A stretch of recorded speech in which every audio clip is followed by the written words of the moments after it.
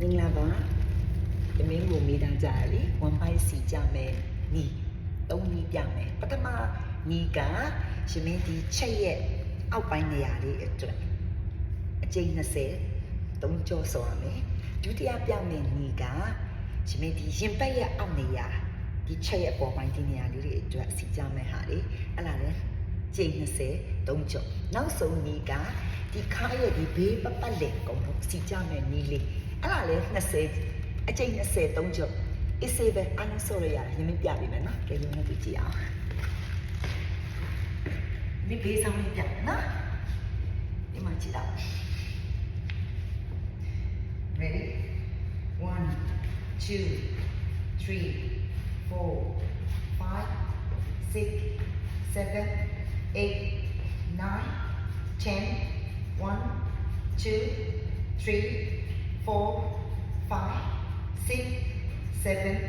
8 9 2အဲ့ဒီမျိုးလေးချက်ကန်းကိုအကျိန်20 3ချုပ်နောက်တစ်နည်းကချက်ရဲ့အပေါ်ပိုင်းနေရာ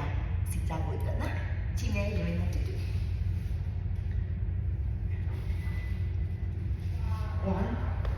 2 3 4 5 6 7 8 9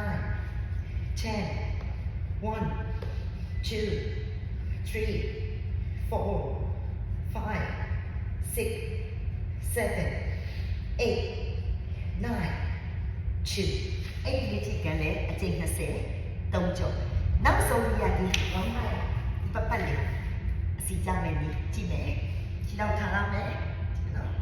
1 2 3 4 5 6 7 8 9 10ဒီလိုလုပ်ရတယ်2 3 4 5 6 7 8 9 2ရမလားအဲ့တုံးမျိုးပဲစို့မန်ပိုင်းလေးတက်တက်ချက်ရမ်းတယ်ချစ်လက်ပြရှာပါလာမယ်โอเคကျေးဇူးများတင်ပါတယ်